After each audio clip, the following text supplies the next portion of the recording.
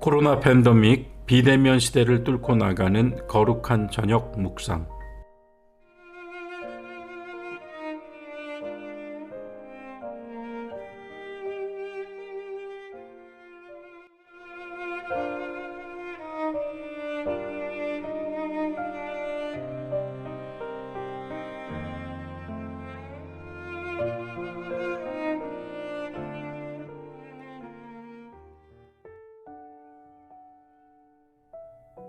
교우 여러분 안녕하십니까?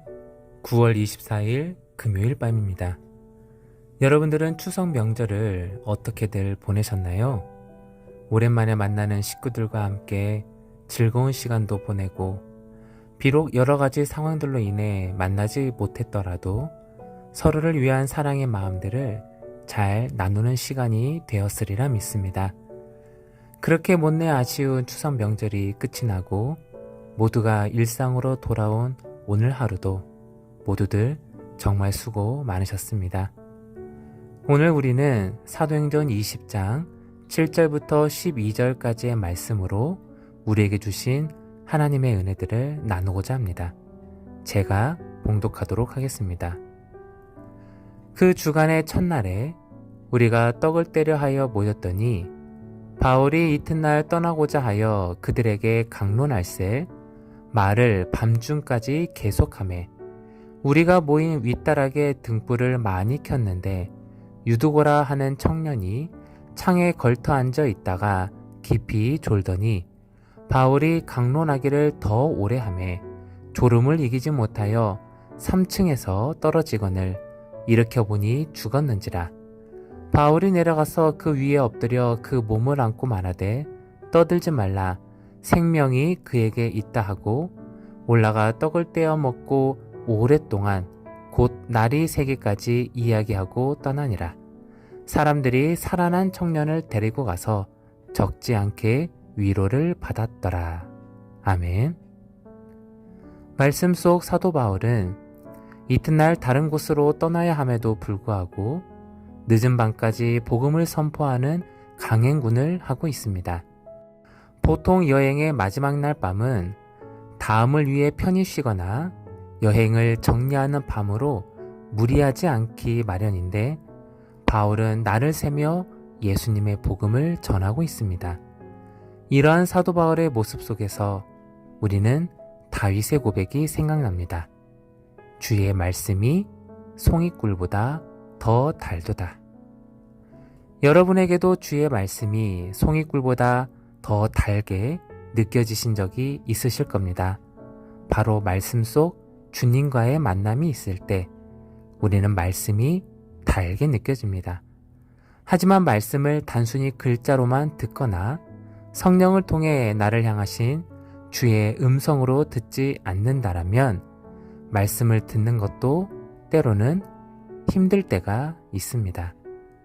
말씀이 잘 들리지 않고 읽는 것이 힘들다고 해서 멈추거나 포기하는 건 역시 하나님께서 바라시는 모습이 아닐 겁니다. 오늘 본문 속 청년 유두고의 모습이 때로는 말씀이 힘들다고 느낀 경험이 있는 누군가에게는 작은 위로가 될 것 같습니다. 사도 바울은 자신에게 하루가 주어진다면 복음을 전하다 하루를 다 쓸 사람이었습니다. 그런데 이런 열정적인 바울의 말씀을 들으면서도 졸고 있는 사람이 있었습니다. 바로 청년 유두고였지요. 과거의 본문은 하나님 말씀 앞에 졸면 안 된다. 어디 감히 하나님을 위한 예배 시간에 딴 생각을 할 수가 있는가? 때문에 정신 차리지 않으면 하나님께 죽임을 당하거나 벌을 받는다라고 들었던 적이 있었습니다. 오늘 말씀은 우리들에게 첫 번째, 유두고가 왜 죽었는가에 주목한 해석보다는 사도 바울이 유두고를 왜 살렸는가에 주목해 볼 필요가 있습니다. 유두고가 죽은 이유가 무엇입니까? 말씀을 듣고 싶어 했고 나를 셀 정도로 강행군인 그 예배 속에서도 청년 유두고는 떠나지 않았습니다. 앉을 자리가 없어서 창틀에 걸터 앉아서라도 말씀을 듣고 싶어 했다고 우리는 생각해 볼 수도 있습니다. 우리 역시 예배의 자리에 있다고 모두 다 동일한 은혜를 받는 건 아닙니다. 때론 육신이 피곤해 말씀을 듣다가도 졸 수도 있고 잠시 딴 생각에 빠질 때도 있습니다. 하지만 중요한 건 그럼에도 그 말씀의 자리에 있었다라는 사실이 중요합니다. 피곤하고 지쳐도 다른 할 일이 있어도 유두고는 그 자리에서 말씀을 듣다가 졸다가 죽을지언정 떠나지 않았다라는 겁니다. 3층 높이에서 떨어져 즉사한 유두고를 사도 바울이 안으며 말했습니다. 본문 10절 말씀입니다. 바울이 내려가서 그 위에 엎드려 그 몸을 안고 말하되 떠들지 말라 생명이 그에게 있다 하고. 아멘. 저는 이 말씀을 통해 예수님이 떠올랐습니다. 우리 역시 죄로 인해 이미 죽었습니다. 하지만 예수님은 죄로 인해 죽은 우리를 보시며 안으시고 죽지 않았다라고 하셨습니다. 아직 그 안에 우리 안에 생명이 있어 라고 하신 겁니다. 그래서 예수님은 우리를 살리셨습니다. 우리의 능력과 우리의 업적과 우리의 어떤 노력으로 살리신 것이 아니라 우리 안에 구원해야 할 생명이 아직 있었기 때문에 살려주신 겁니다. 우리는 사도 바울이 유두고를 살린 이유 역시 그 안에 생명이 있다라는 말을 통해 바울 역시 예수님과 같은 영안으로 죽은 이를 바라보았음을 깨달아야 합니다. 우리는 이미 죄로 말미암아 죽었습니다. 그 죄로 인해 오늘도 죽어갑니다. 하지만 우리가 요한복음 15장 포도나무 비유의 말씀처럼 주님 안에 거한다라면 주님은 우리 안에 아직 생명이 있다라고 하시며 부활에 참여하는 자가 되도록 이끌어 주실 겁니다.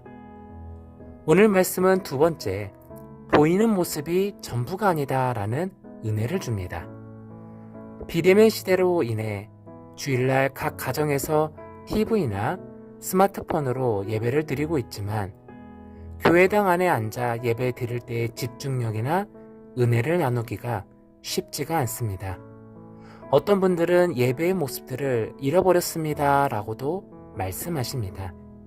하지만 예전보다 우리가 드리는 예배의 모습들이 무너진 것처럼 보인다 하더라도 교회의 예배당 안에 모두가 함께 앉아있지 못한다 하더라도 모든 상황 속에서도 우리가 끝까지 주님 안에 거하는 사람이 되고자 한다면 우리 안에 생명이 아직 있다라고 말씀하시며 주님이 회복시켜 주시리라 믿습니다. 사도 바울처럼 그리고 예수님처럼 우리가 포기하는 사람들, 변하지 않을 것 같은 사람들, 실망한 모든 현실들을 바라볼 때에도 주님과 바울이 보았던 그 안에 생명이 있다라는 것을 바라보는 주님의 시선을 닮은 우리가 되었으면 좋겠습니다. 사랑하는 교우 여러분, 다시금 시작된 일상이지만 여전히 회복되지 못한 실망스러운 현실이지만 그래도 그 안에 생명이 아직 살아있음을 바라보셨던 주님의 마음 따라 생명을 회복시키시는 주님 안에 거하며 말씀으로 위로받기를 간절히 소망합니다. 오늘도 평안한 밤 되십시오.